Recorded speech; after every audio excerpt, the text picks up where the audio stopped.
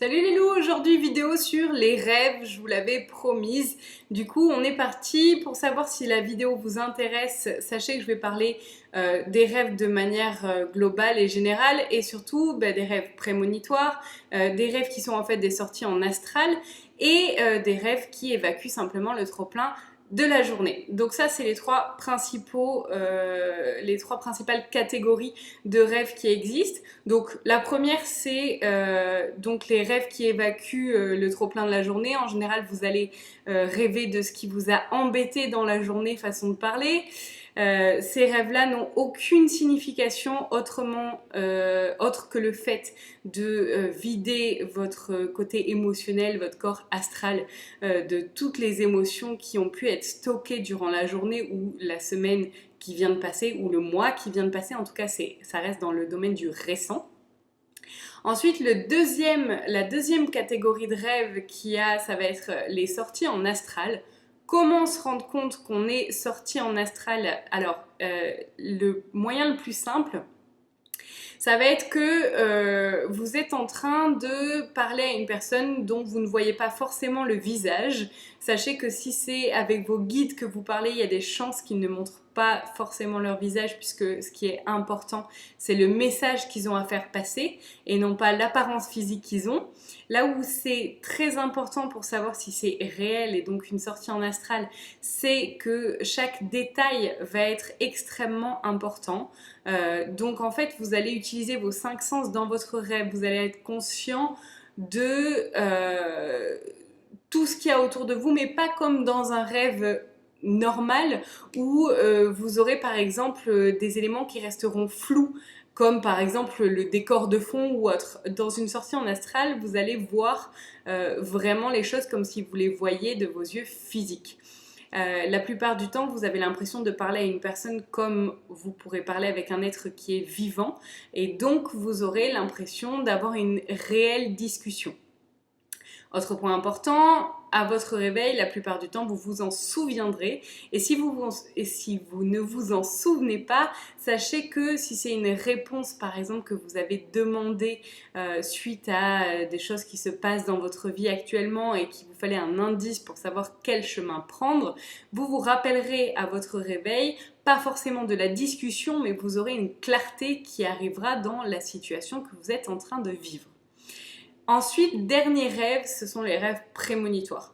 Comment savoir que c'est un rêve prémonitoire? Déjà parce que tous les éléments vont être aussi précis comme une sortie en astral, c'est-à-dire que par exemple le temps à l'extérieur, vous allez voir s'il fait froid, s'il fait chaud, s'il fait beau, vous allez avoir les odeurs. En fait, tous vos 5 sens, encore une fois, vont être mis à contribution.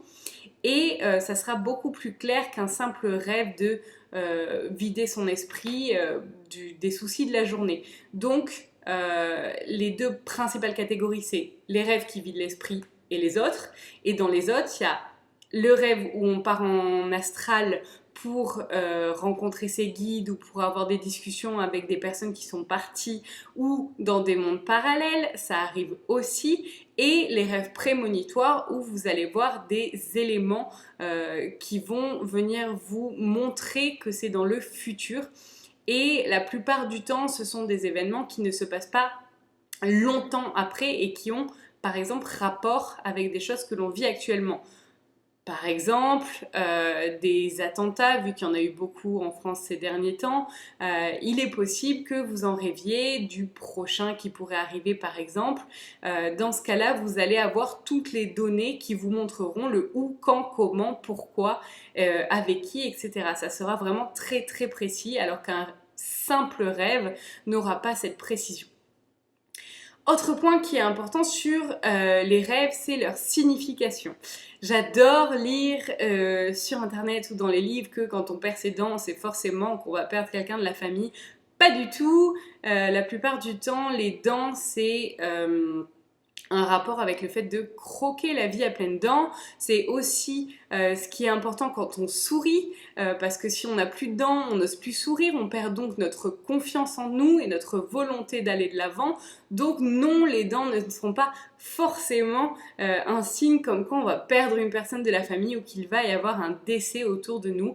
le point principal pour pouvoir interpréter les rêves, je ne parle pas des rêves bien sûr astrales ou prémonitoires, je parle des rêves dont vous ne trouvez pas de sens au réveil, ça sera de prendre le point principal de votre vie, enfin du rêve, par exemple si c'est les dents, sachez que si vous les perdez, c'est que ça a un rapport, donc à quoi servent les dents, vous trouvez à quoi ça sert, vous faites une liste de à quoi servent les dents, et ensuite quel est le rapport avec vous ou votre entourage au moment où vous avez fait ce rêve-là. Donc c'est important de vous faire confiance et de voir le lien qu'il y a entre l'utilité de l'objet principal de votre rêve et votre vie actuelle. Voilà, j'espère que ça vous aidera. Si vous n'arrivez pas à trouver à quoi correspond votre rêve, je vous laisse commenter. J'aurai pas forcément le temps de répondre parce que je suis en congé maternité, mais sachez que vous pouvez vous répondre entre vous, que j'approuve tous les commentaires et que donc si vous voulez vous entraider pour comprendre à quoi correspondent vos rêves, ce sera avec plaisir que j'essaierai dès que possible de vous aider. À très bientôt, au revoir.